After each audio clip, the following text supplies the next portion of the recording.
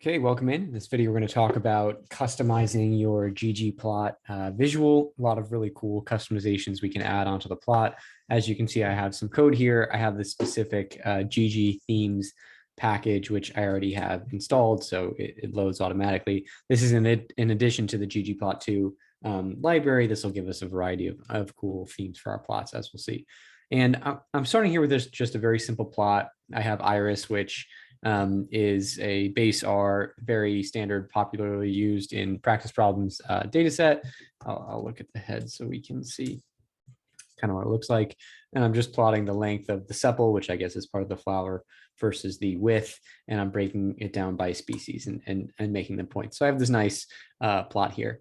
Now in the, we talked in a previous video about how ggplot is about drawing a blank canvas and adding things onto it. And that's what we're going to be doing here. I have a bunch of code that is commented out. Remember, this hashtag means that the line is commented out. If I try to run this line, oh, that's not what I want because there's a previous code. But if I try to run like 4 + 4, I'm going to get nothing because the computer just skips over that hashtag.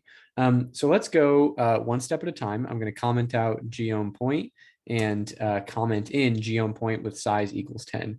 This is the first simple kind of customization we can have. We just increase the size of the bubbles in the plot. I run that code and you can see I get some pretty big bubbles. That's a little bit big. So let's maybe cut those in half, and we're going to add another cool parameter called alpha, which tells us the kind of how opaque the bubbles will be, and that runs from 0 totally clear to 1. This is 1 where they're totally opaque. So let's make it a half and see how that looks. I kind of like that. Let's make it a little bit darker. And the nice thing about the alpha parameter is that we can see areas like here where there's a lot of density, and then areas like here where it's less dense. So what I'll leave it like that. This is fine, but you can see already this is kind of a cooler plot just with the different size and the different alpha. Now we're going to add this new object, which is a geom smooth. So before we added points, now we're adding smooth. This is a smoothing function, which is going to give us sort of an indicator of the relationships between the variables. Oh, sorry, I need to add a plus sign here. So again, this is just, I have my ggplot line, I have my geom point line, I add, there's a plus over here in the ggplot line. I add on each time, each line of code I'm adding, I'm literally adding it with a plus sign in the code. So I run this code and it's going to say, give me a little message, geom smooth using a formula. And here I have kind of my lines. And in geom smooth, I specified this SE, which means standard errors equals false. That means it's not going to give me error bands around the line. And method, I'm specifying LM, which stands for linear model. If I took these out, I'm going to get a nonlinear model and I'm going to get standard error lines. So you can see the smoothing models are nonlinear. They kind of move around, they're bumpy. And you can see the shaded region is the error bar. So like kind of an estimate of confidence about where we expect the line of best fit to be. But I like having no shaded regions and a linear line. You can think of this as just like a standard regression line of best fit. And, you know, it's cool. All of these have positive relationships. The Setosa has the highest slope. The red line is the most upward sloping. And this is just nice because it kind of ties the data together for the viewer. Now, I really like these colors. I think ggplot, one of the cool things about ggplot is the default colors are really nice, but you can always add your own colors if you want. So I'm going to add on and uncomment this line, and this line is adding on a new scale for the colors, and it's saying set the colors as manual. So scale color manual, new scale for the colors, set them as manual, and we're going to set the values equal to red, blue, and green. And I realize that's actually pretty similar to the colors we have. So let's do black, orange, and pink. And if I run this, I'm going to get, just as we put in, black, orange, and pink as my different values. In this case, I don't mind the original ggplot colors, but there will be cases where you want to put in your own colors, you want to label things a specific way. So that's how you can kind of override the base colors. There is also a variety of really cool palettes, and this is something that you can just Google different ggplot palettes to see what they look like. This is one specific palette, PUOR. I think this means like purple orange. That's what it stands for. But we access it with the scale color brewer function. We specify the palette, and then ggplot knows to take out as many colors as it needs from this palette. So if I run this code, I'm going to get, there you go. I get purple, orange, and there's, white here for a versicolor.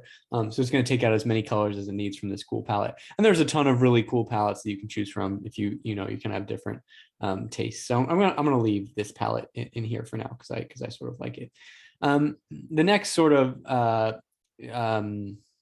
customization is the actual labeling. So right now we have default labels, sepal.length and sepal.width are our x-axis and y-axis. This is a little bit ugly. It's just the default name of the data in our environment. But if you're actually turning in this graphic, you might want to make those prettier. So the way to do that is very simple. You just do the function and we add on a new line. X label is length and Y lab is width, and that's super easy. We get length and width for X and Y. I'm not really liking how the versicolor, it's hard to see the versicolor. So let's just go back to black, orange, and pink. Cool. So we have our nice X label and Y label, which are nicer than our raw variable names. And we can add a title to our plot with the GG title function. So GG and then title, and then we input what you want the title to be, and we get what a nice plot up here.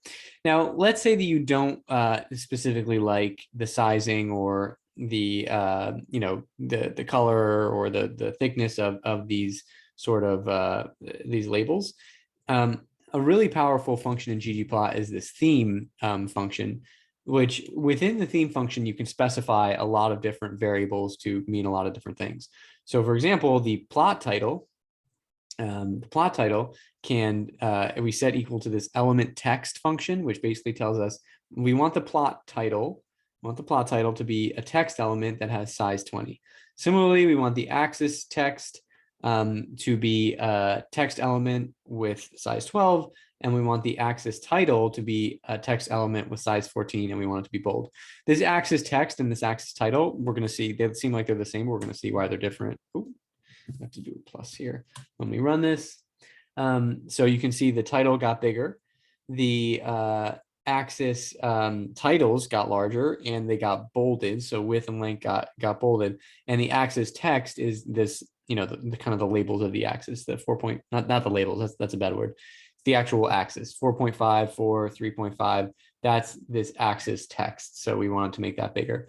If we wanted to, maybe we want a really clean look, we can just assign axis, we can assign element blank, which is saying we want a blank element for axis text. And if we run this, we don't get anything for, we don't get any label or any values for our axis. There's another nice thing we can do. There's a lot of things we can do with the theme function, and we can do them all together. One thing I like to do is add on, and I could include this as another argument in my original theme. This is kind of sloppy to have two different theme functions, but it's just for instruction. So another nice thing we can do is we can specify the legend position with legend.position. I can say right, left, top, bottom, or I can say none, because maybe I don't want a legend. And if I run this, I'm going to get no legend and just kind of my plot here. So that's really cool. And then finally, and I think this is the coolest of all, we have all these different themes from either the base ggplot2 package library or GG themes. So for example, theme calc is from GG themes, theme classic is from ggplot2, but we have a ton. We have economist, Excel, 538, foundation, all these different themes, and you can play around. We have solarized. Let's see. So I did the economist. Let's see what that looks like. There's my economist type chart. Let's do theme solarized. That's a pretty cool chart as well.